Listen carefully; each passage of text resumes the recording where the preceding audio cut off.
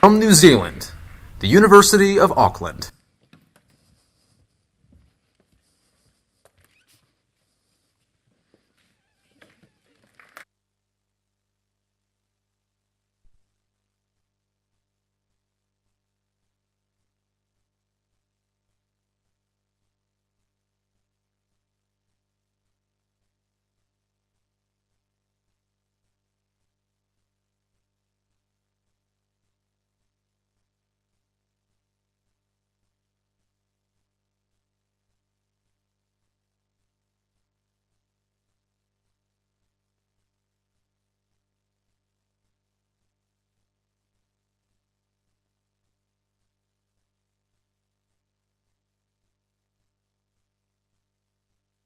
While investing in onshore wind farms may be you taking part in a renewable energy future, your success in this future will be determined by more than just this project.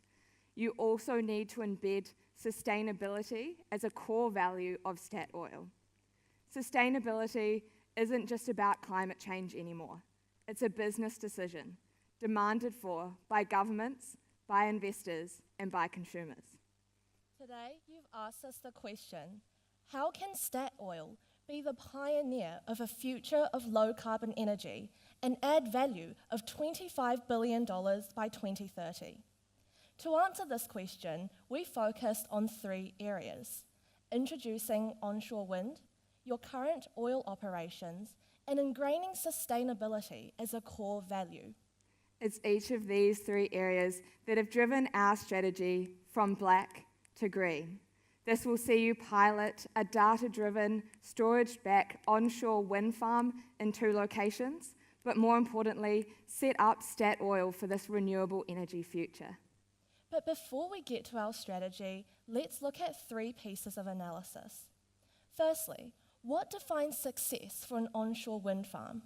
Secondly, the maturing renewables market. And finally, how your current drilling mentality inhibits adaptation. The first piece of analysis is around what determines a successful onshore wind farm. And in order to answer this, we've looked at who your key customer is.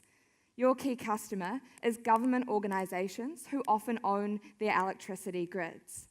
A government's primary objective is their well-being and prosperity of their current and future citizens. Meeting this objective requires a steady energy supply, affordable access by consumers, and optimised asset investments. To ensure success, you must meet these criteria. The second piece of analysis is that the renewables energy market has matured, and renewable energy is now increasingly competitive with oil and gas. This is a result of the decreasing cost of production of renewable energy, and this cost is both financial cost and the environmental cost. Financially, the cost of extraction for oil is increasing, and the cost for wind is decreasing. Compounding that, there is an increasing environmental cost associated with oil. We are close to reaching cost parity between oil and renewables, meaning that governments will now opt for the sustainable solution. The final piece of analysis is around Statoil's drilling mentality, and it's this mentality that is inhibiting your ability to adapt and adapt quickly to the shift to renewable energy. Statoil's oil success came from large-scale, long-term and high-investment projects that were often planned decades in advance. But renewables projects are characterised by shorter horizons and smaller investments. You need to act now to meet the demands of investors and consumers and take advantage of prime locations and market entry strategies before competitors. You'll need agility to seize these opportunities. It's these 3 key pieces of analysis that have driven our strategy today, from black to green. This strategy has 3 arms. Firstly, speed up your transition into renewable energy through piloting onshore wind farms. Secondly, slow down the environmental and carbon impact of your current operations. And finally, ingrain deeper, that will see you embed sustainability as a core value in Statoil going forward. The first arm, speed up, will see you enter existing Statoil markets with onshore wind, with pilots in Canada and Angola. You'll utilise existing relationships and investments. You'll add value by providing digitisation and optimisation of your wind turbine infrastructure combined with storage capabilities. You'll implement this strategy in your existing Statoil locations as it takes advantage of the relationships that you have already been able to nurture with these government customers, and more importantly, shortens the most lengthy part of the implementation process of a new project. You'll implement digitalisation to drive data insights that can increase the efficiency of your wind turbines comparable to that of wind turbine competitors, as well as decrease your maintenance costs of these wind turbines. And finally, the additional capacity of battery storage ensures you meet the government's need for stable and affordable access to electricity. Let's now turn to the second strategy arm, slow down, which involves reducing your carbon footprint from your existing oil operations. The first aspect is to invest further in innovation in carbon-eating technology, such as carbon-reducing concrete. The second part of this strategy will see you slowly lean away from oil production and replace this production with gas. Gas is equally, if not more profitable than oil at the moment, protecting Statoil's revenue, which is crucial for the citizens of Norway. Minimising carbon emissions is a key strength of Statoil, and this strategy will see you further invest and further develop this technology to reach large scale. The final strategy arm, Ingrain Deeper, seeks to embed sustainability as a fifth value throughout your company.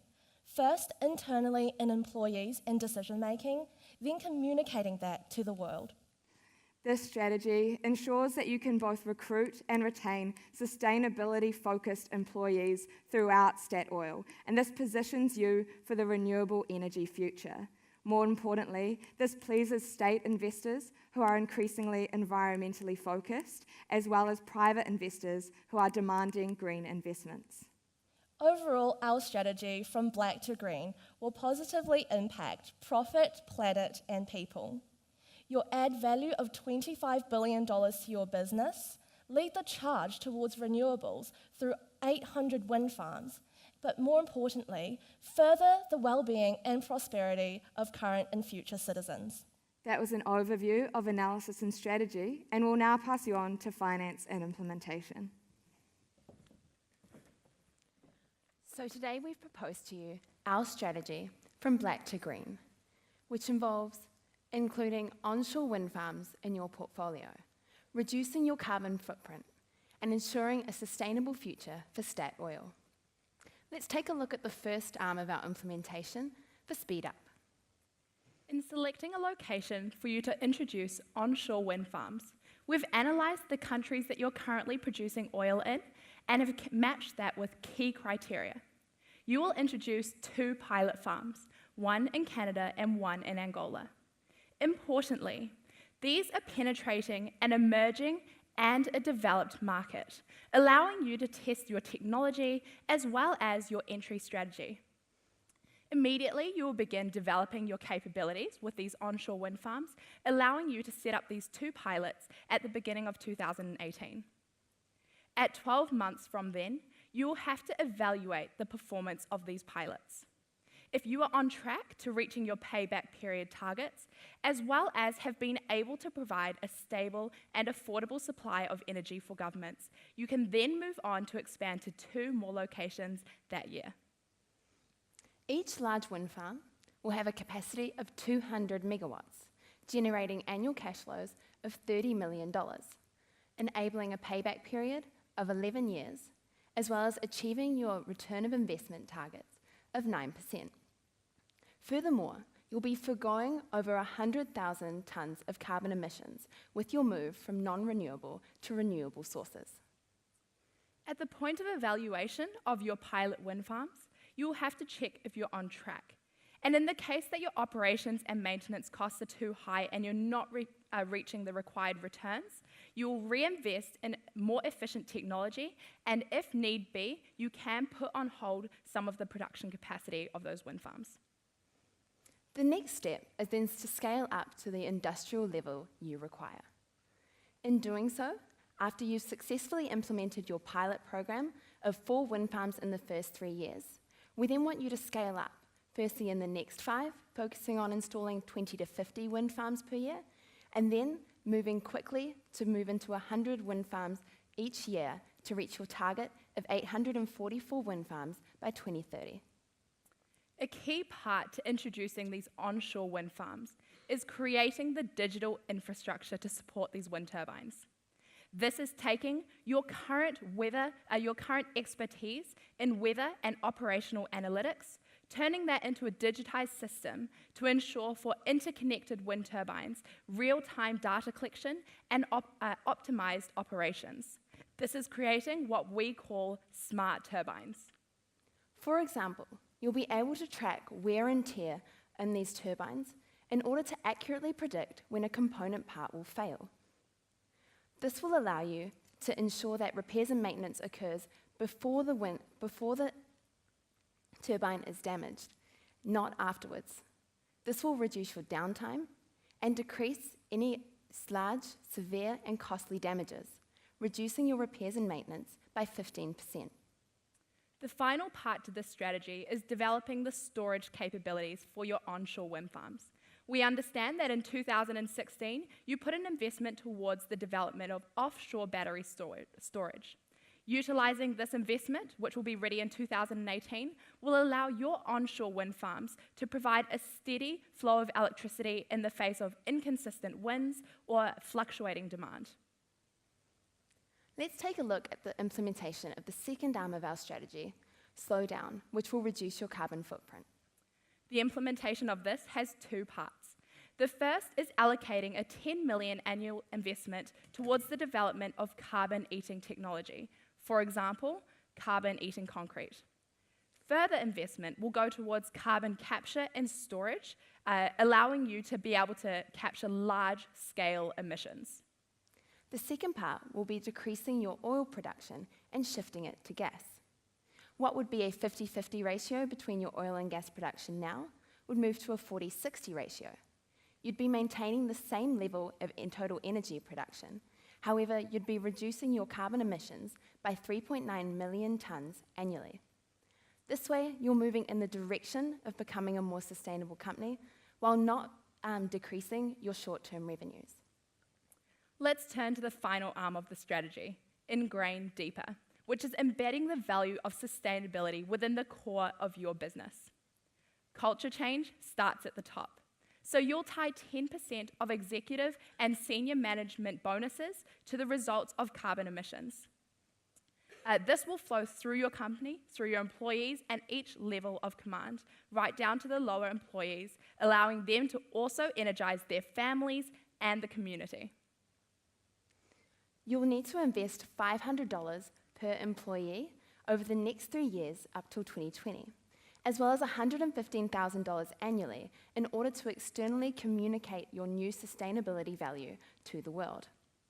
Doing this will involve decreasing your turnover rate of employees from 3.6 to 3%, as well as ensuring that sustainability as a core value is adopted by all your employees by 2020. On the slide behind me is a timeline of the implementation of the 3 strategies we proposed today.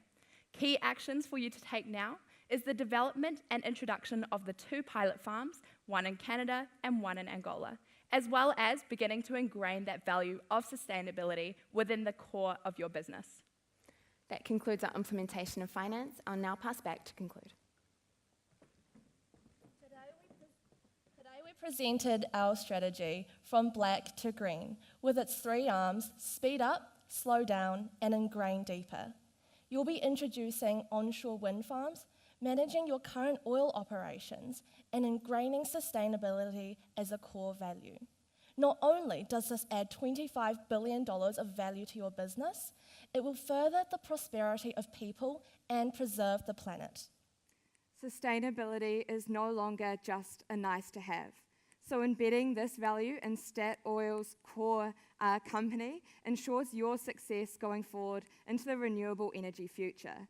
This, alongside your accelerated expansion into renewable energies through piloting onshore wind projects, provides you with the winning strategy.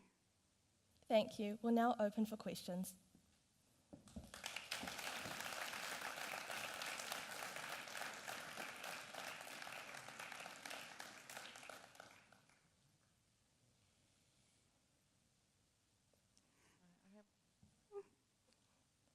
I have a question for, it's not entirely clear to me who is the customer. Who's paying for this ultimately?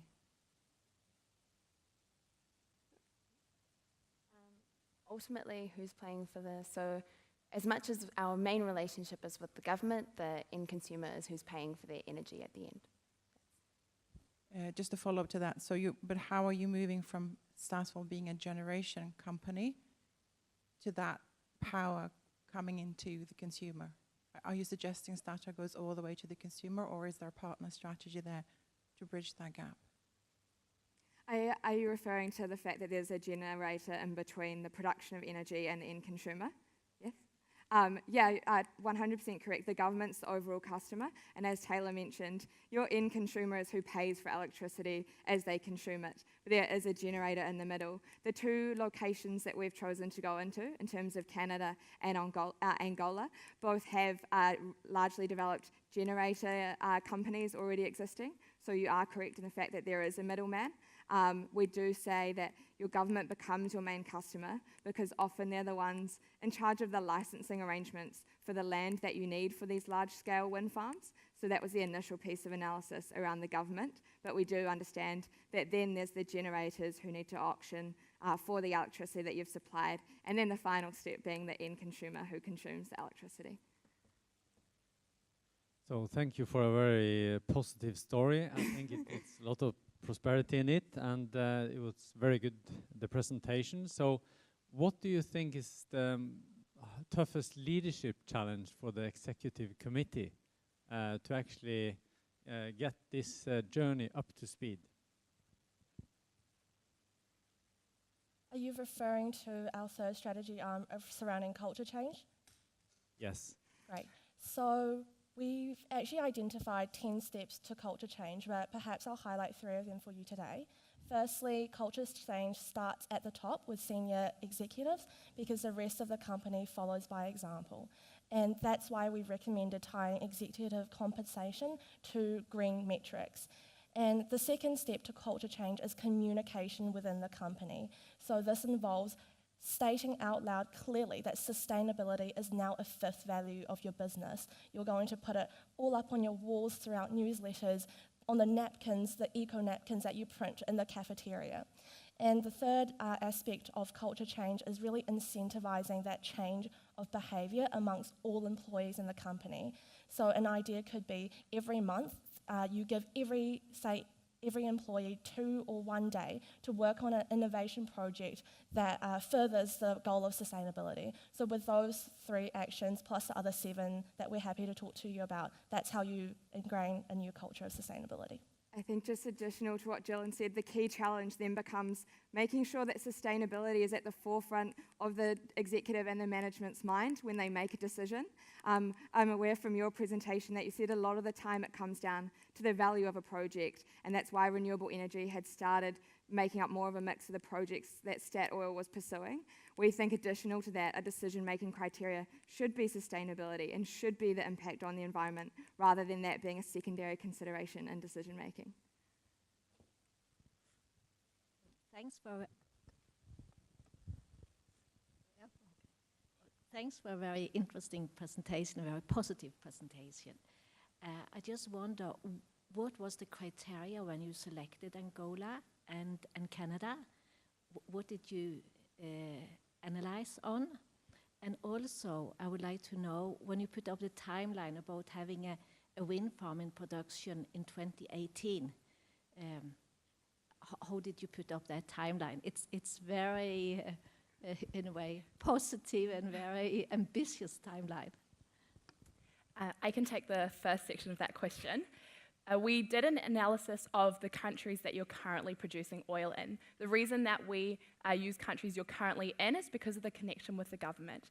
And that negotiation and dealing with regulation stage is often the longest period of introducing a project like this. So having that connection with the government already sets you able to move a lot faster. So that's the first part. And when we move down into those 12 countries you're in, we identified Canada and Angola. And looking into there, we were looking at the infrastructure of the grids, as well as the infrastructure with power systems they've got currently, as well as things like wind speed and land sizes. So Gillian can take you through why we actually chose Angola as a emerging market. Yeah, sure. I guess additional reason to why we chose Canada and Angola is that the willingness of the governments in those countries to actually partner with us. They're actively seeking for new sources of energy, especially Angola being so oil dependent. They were hit very hardly by fluctuating oil prices, and bringing renewable energy into their portfolio would diversify and minimize that risk. And was the second part of your question the timeline for a wind turbine? So our analysis proved that for a wind farm of medium size of about 50 megawatts, it would take roughly 6 months. So therefore, we averaged that for a year for a larger size scale mine. Since we are at a business school, I saw that you had a weighted average cost of capital, which differs between the two countries. What's the reason for that? And how do you view the WACC on oil and gas projects versus the renewables? So for the WACC, the reason we used different ones across Angola and Canada was because we thought Canada was a less risky option, and therefore it would be much more easier to obtain capital versus Angola being an emerging market who does have some political risk, but not too much that we needed to shift the WACC to, say, double as such. In terms of how that relates to oil and gas projects, currently oil and gas projects, I would say, is a lower WACC at the moment. However, moving forward as renewable projects is the future along with our strategy, it's important that the WACC will continue to decrease in that way, and therefore that's why we're focusing on these projects. Thank you for a nice presentation. Let's go back to the culture change part of your presentation.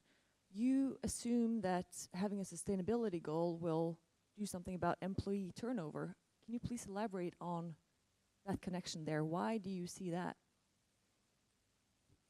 So the reason we saw it as turnover rate is where it's coming in is because now that we've instituted sustainability as a core, we'll be attracting younger generation or employees who are looking to something which will last into the future as somewhere that they can work for, and somewhere that is introducing renewable energy more into their portfolio, maybe something that aligns more with their values and where they see the future going, and therefore they'd be more wanting to stay and work at Statoil for longer. If I can have another question.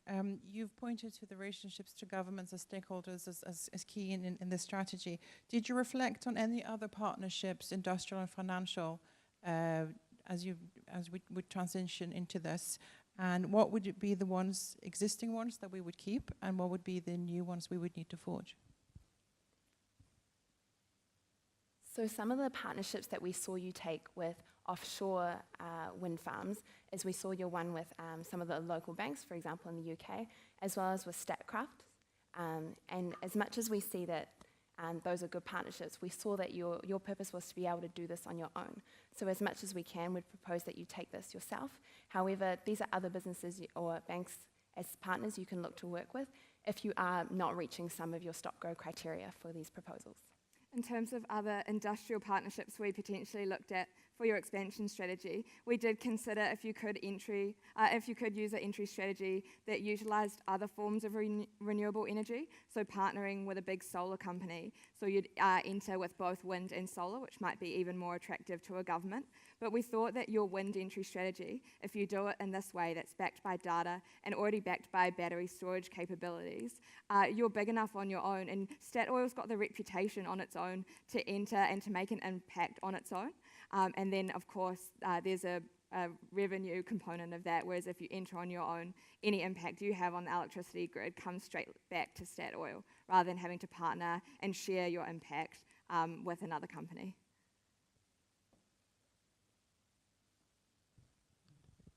I have another question as well. Did you discuss stakeholder engagement and stakeholder challenges in those countries? In the companies as in Statoil? No, in like Angola, by setting up wind farm, and Canada as well. How will the public react? Oh, okay, I understand your question. I think that was also one of the key benefits of both of these locations, especially in Canada. Not only is the government entirely focused on turning their energy sector green, but this is what consumers are demanding, and it's this consumer demand that's pushing energy companies to seek outside of oil and gas. So we think, especially in Canada, consumers are one of the huge drivers of this chain. And then if we look at other stakeholders, such as investors, we know investors are demanding green investments, and we know governments are seeking green opportunities in order to alleviate the cycles that happen when oil and gas prices are so commoditized that they hit rock bottom, like we've seen with oil recently. So we think both of the investors as stakeholders are also seeking these kind of opportunities. And that was particularly crucial when we assessed what countries to go into, was the appetite of investors and consumers in driving this change as well.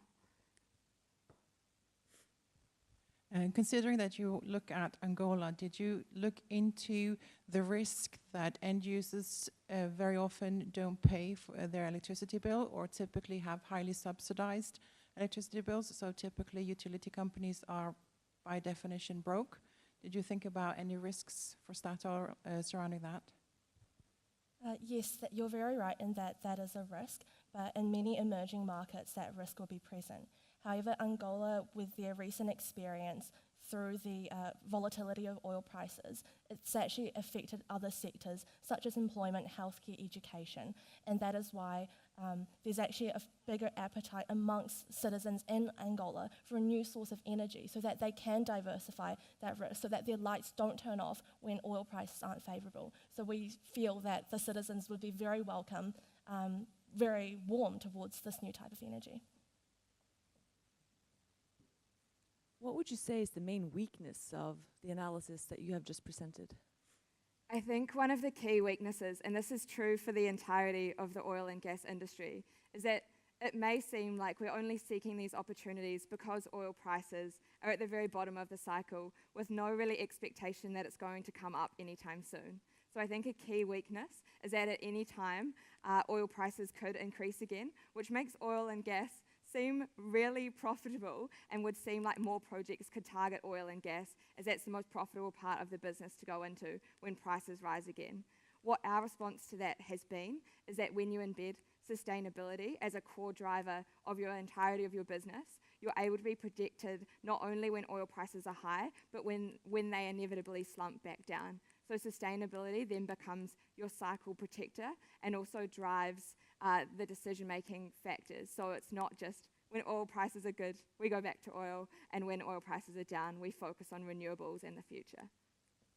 You point out Canada and Angola as the first to test whether this works. What is your exit strategy if it turns out that we are not able to leverage these stakeholder relationships, or for any other reason we don't succeed? We've definitely got other options. You've got 12 countries that you're currently producing in, as well as others that you've introduced projects into, for example, Greenland and Ireland. So there's definitely other opportunities there. So that's just, if it doesn't work out with Angola, you can definitely look for another one. But is that the country, then you keep the same strategy? I'm thinking, are you betting on the country working out, or are you betting on the strategic approach of using government stakeholder relationships? The idea of the pilots is to test your technology and your entry strategy. So we're not expecting everything to run perfectly right off the bat. So you'll take what you've learned from the pilots for future as well. So the first one definitely doesn't have to work out perfectly. If I can have one more. But if the pilot in Canada and Angola, that's fine if you can retry that. But there's a strong connection between the sustainability and the wind park. How do you make sure that if one fails, the thing that works keeps going?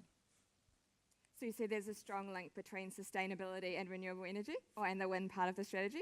Yes? I mean, if your onshore wind doesn't work, yeah, does that also impact the sustainability part and sustainability ambitions? Of course.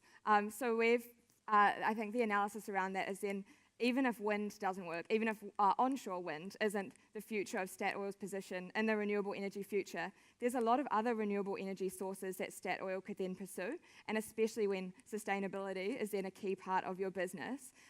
Even if one part of the renewable energy system doesn't work, there's now room, or there's now a driver for you to pursue other options, whereas if you fail in this arena, if sustainability isn't a core part of what you do, it might be something that gets dropped altogether, as you could just... Thank you. Thank you. Thank you. Go down. Oh, yeah.